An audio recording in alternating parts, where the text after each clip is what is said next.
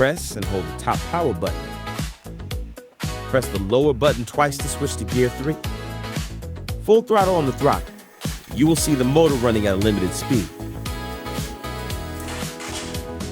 Locate the two 5mm hex screws under the front of the seat, and 2 more at the rear of the seat. Use a 5mm hex tool. Unscrew the 4 screws.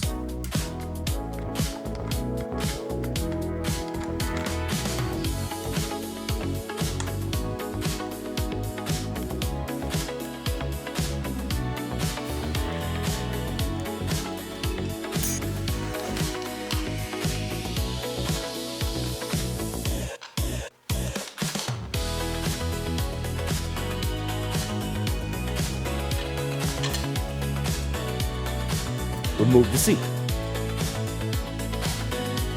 Look for the black SMT connector, which has 1 black wire on each end. Disconnect it. After disconnecting, throttle again. You will notice the speed limiting is removed. Tuck the wires neatly back again.